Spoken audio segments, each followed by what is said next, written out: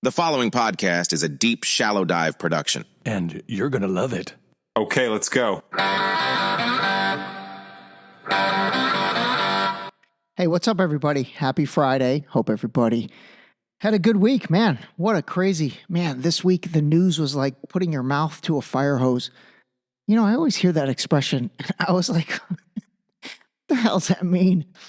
I guess it means you're thirsty, but like too much water comes in your mouth. I think that's what it means.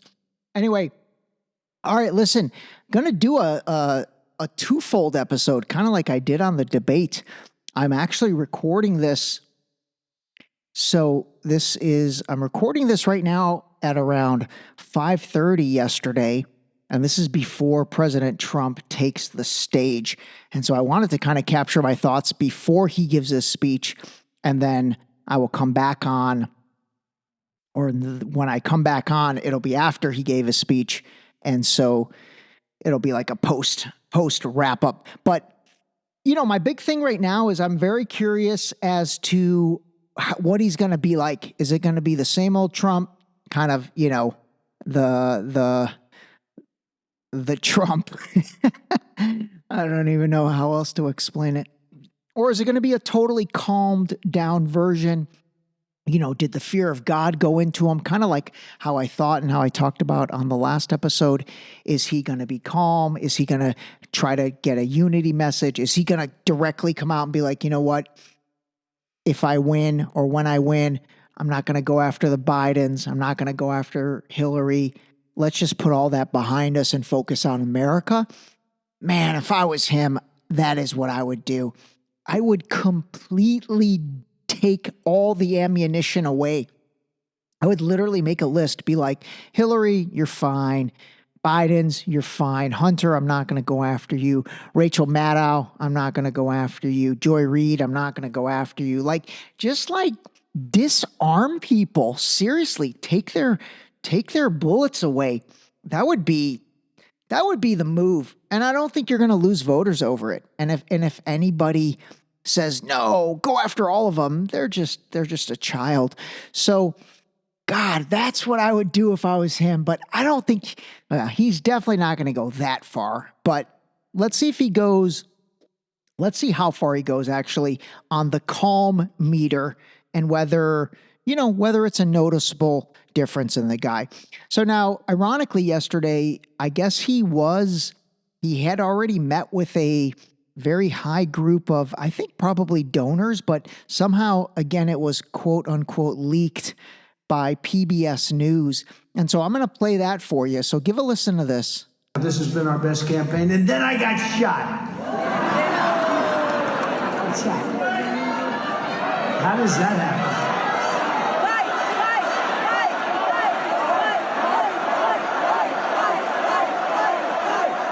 You say, how did that happen? But I got lucky. God was with me, I tell you.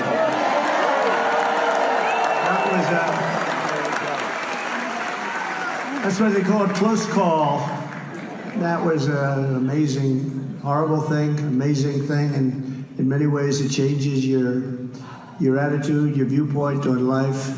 And I think, honestly, you appreciate God even more. I really do, because something happened Something happened. Not that it was pleasant. It wasn't like it was a complete miss. But it was pretty terrible that can happen. All right. Well, if that is a precursor, I would say that was probably 80% the same Trump. I love the beginning. He's like, and then I got shot. And then I got shot. Oh, man, I am going to work on my Trump impersonation. I feel like that'll come in handy, especially if he does end up winning. All right. So two things on that. One, absolutely, that wasn't 100% Trump, but that was 80% Trump. So I don't think that's the Trump he should go with. We'll see what happens. Secondly, he brought up God several times. Actually, the entire theme of the Republican convention was really God. I'm telling you, man, I am feeling this religious holy war come into focus. And ironically, as I was playing that clip, I was looking through my phone for something. And the USA Today, they ran an article yesterday. It says, a religious rally Trump's Republican National Convention fuses faith and politics. And they're right. There was a ton of God-related stuff and all that. And really, it's Christianity. So the Republican Party is absolutely staking its flag. I mean, it always has, but this is the first time I've really noticed it. And they're making it all about Christianity. And so that USA Today article talked, various people that came out, like Senator Tim Scott was one of them. But man, they're really pounding that thing. So I don't know, man. I'm telling you, I do feel like there's something Christian versus Muslims coming up. So we shall see about that. All right. So the next time I talk about the Trump stuff will be after the debate. So I do want to talk about a couple other things, and I might as well kind of do it right now. I actually had I came across a very interesting guy on Instagram who put out a post last week, and it went crazy viral. And I am actually recording a podcast episode with him today, which is actually really cool. I reached out to him because I really applauded him for what he did. And then since his initial post, he's put out several more. And it's really fascinating to kind of watch his journey with this, because it's I think, an unbelievably common sense and amazing post, his initial one. But he came under a lot of praise and under a lot of fire. So let me set the stage, because you can't see him in this, but he's a black guy and he is basically giving his opinion. So give this a listen. Oh, and by the way, before anybody why'd you have to say he's a black guy? Because it's relevant. It's very relevant to the whole thing. Trump just got shot. And as someone who voted against Trump in both 2016 and 2020, this is a cause for deep reflection by me. And my question is, have we been told the truth at any point over the last 8 years about who Trump is and what's actually going on here? A lot of people who are pro-Trump have been saying that this is the playbook of whether it's a deep state or, some shadowy interest in the government. First, they try to cancel you. So they say shit about your character. They say things that can't actually be proven. They take quotes from you that make you basically look bad. The second thing that they try to do is they try to convict you of something. In this case, trumped up charges about you paying legal expenses to a porn star for her to not say that you had sex with her. It's like, morals aside, is that really a big deal enough to convict someone? And then the third thing that they try to do is they try to kill you. And that's just what happened with Trump. And actually, I've been updating my view on Trump recently, and I've started going back to some of the things that I was told that he said, and some of them he literally did not say. Like, for example, you remember when we were told that he said of white supremacists and other racists in a rally that he said that they were good people? It's not true. If you actually watch the whole clip, and I'll share a link to the clip here, you can see that he's clearly saying there were other people at the rally who are good people. So this is a time where it's really hard to know what to believe. But, sometimes when we hear things are conspiracy, maybe it's time to listen, because maybe it's not. All right, so that was his initial post. And seriously, I thought it was awesome. I really thought it was awesome. When I saw it and heard it for the first time, I was like, oh my God, that is first of all, ridiculously insightful, and something that I thought, man, that makes a lot of sense. That's a lot of common sense. He's right. Here's a guy that doesn't seem to be a fan of Trump. He didn't vote for him either year or either presidential election, but now he's kind of he's got new data in his hands, and he's got a new fact set, and he's kind of relooking at things. So I started following the post and kind of started seeing the comments that were coming in, which was insane. And so at the time of my recording right now, it's been seen almost 175,000 times, liked almost 12,000, almost 1,500 comments. And so that's definitely a viral post as a piece of original content. And so let me read a couple of the comments for you, because I kind of expected this. So you had a bunch of people that were basically pro-Trump side commenting, "Welcome to the party, brother." There's another comment that says, "I'm glad you went back and saw the truth. I lost a lot of friends over the liberal brainwash agenda." Let's see, I'll just read one more. And again, I'm just reading these to help you understand where I'm going next with this. But here's another one. "Anytime the media is so against someone, you really have to ask yourself why. So I knew there was going to be a ton of positive stuff. And then in my mind, I'm like, oh my God, I bet you my man is going to get a ton of negative stuff too. And sure enough, as you started going down the comments, it's almost like people had to catch up. But the negative stuff started rolling in. So here's one. It says, I am surprised that an extremist doing one act like trying to kill someone is horrid no matter who, but I'm surprised that this has caused people to completely discredit a lifetime of fucked up shit someone has done. All right, so, obviously that's the other side. And then here's another one, and then that'll be the last one I read. Nah, he did the things they convicted him for. He's on tape saying the things they said he did. He doesn't deny it. And he's on the frequent flyer list for Epstein's plane, which, by the way, that's not true. So that just goes to show you what a knucklehead this person is. But they continue to say, the truth had come out regarding Trump, but instead you believe his deep state and witch hunt BS. Anyway, that dude's comment got 140 more comments underneath it, which I'm not going to bore you with. But so anyway, I kind of kept track of him and I kept track of the post. And then let me play you his next video. I've seen comments from people saying that they wish that the bullet actually hit Trump, which is obviously fucked up. But it's actually an interesting opportunity to look at just how polarized and hyperbolic the social media and mainstream media landscape has become for people to even entertain the notion that that can be okay. Because for you to think that a human being losing their life would be a good thing in a presidential election, you would need to think that Trump is so bad that he's basically the second coming of Hitler. There's going to be a restoration of the Third Reich, and it's going to be the end of America. But guess what? Wasn't this guy president from 2016 to 2020? And aren't we still here? So I say this again as someone who was like horrified when he got elected in 2016, voted against him in 2020. We've gone too far. We've gone too far, and there's fault on both sides. But I see in particular the level of character assassination against Trump over and over and over has contributed to a climate where now there's actual assassination attempts. It's insane. And I say this as someone who is going to vote for RFK Jr. because I think he's the best candidate.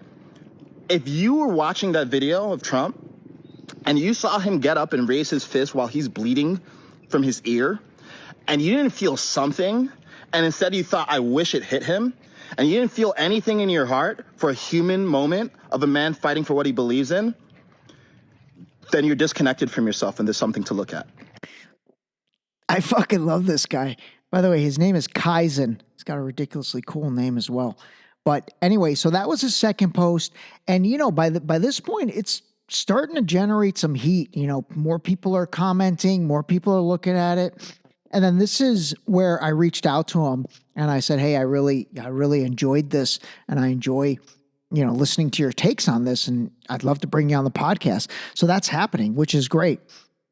So let me play a couple more because honestly, I think it's good to not only hear these to set up the episode, but honestly, I think they're worth hearing. So here's his next video. So Saturday, I made a video about Trump's attempted assassination, and it went really viral. And at first, that was super exciting. And then it got really scary, and I want to explain why. So first of all, when I made the video, the point of the video wasn't to pick a side or be like pro-Trump or pro-Biden or any of this shit. The point was to identify the fact that we're being lied to and we're being polarized and everything is being hyperbolized to the point where people think that Trump is literally Hitler. And that's how we get to the point where a 20-year-old is so radicalized that he thinks it's okay to try to kill another human being and other people are celebrating it. What the fuck? Okay, that was the point of the video. It wasn't to pick a side. But I'm seeing that I'm afraid of even saying that because it feels unsafe to say anything but Trump is literally the next Hitler. And when I look at him, my plan is to actually vote for RFK, but I look at Trump and I'm like, a lot of what he's saying is very reasonable. And I think reasonable minds could agree or disagree about what he's saying. And it doesn't need to make you a social pariah to even admit that he is that, especially being a black man, honestly. And then on the other side, I felt like, oh, well, people are just interpreting me as pro-Trump and they're going to be disappointed if they're following my profile to find out that I'm not pro-Trump. I'm pro-humanity. I just want to vote for whoever I think is the best person in the given year to solve the problems that we have in this period of time. And I don't want to be the black poster child for Trump, and I don't want to be the black Uncle Tom against Trump. I just want to be a fucking person who thinks for themselves. All right, so that video, honestly, that one I kind of was like, fuck, man, I feel bad for this guy. Like, I could imagine at this point, I think we're like 3-4 days into it. I was like, I guarantee you he's taken some heat from maybe his friends, maybe people that he knows. Who knows? Obviously, random internet trolls, keyboard warriors, all that stuff. So then I went back and I read more of the comments, and yeah, they definitely, it's like, as things spread more, they get more vitriol on both sides. So let me play one last video that he put out because I really like this one. Over the last few days, I've gotten hundreds of comments from people saying, welcome to the other side, Trump, MAGA 2024. And I don't like that for a few reasons. The first one's kind of just an emotional, personal reason. It's actually kind of scary to be thought of as associated with Trump, because the last 8 years of media headlines have been so negative about him that I'm actually afraid that if people think that I'm pro-Trump, then I'll lose friends and family members' approval. But that's an emotional, personal thing. The more logical reason is that I don't like the idea of being Republican or Democrat or left or right or pro-Trump or pro-Biden, because I think all of these are just identities that get in the way of actually seeing reality clearly. The way I view it is I'm just a fucking person, and I'm going to vote for whoever I think is the best in a particular year. This year, I do plan on voting for RFK, but I actually think that Trump is a decent candidate now that I've actually looked at the facts some more. If I look at things objectively and I compare what my reality has been like from 2020 to 2024, I see that we're in a bunch of foreign wars that I don't really understand why the U.S. needs to be involved at all. I see that we have a border crisis where we have more illegal immigration, and only now Biden is actually cracking down on the border, which frankly Republicans have been saying for years. And in general, I feel like the Democratic Party doesn't actually stand for anything except not being Trump, which is like really, really stupid. Like I actually want to see a real foundation and organization. So those are my thoughts, and I just want people to think for themselves, not feel like they have to be on a sports team here. My man is just dropping nuggies, man.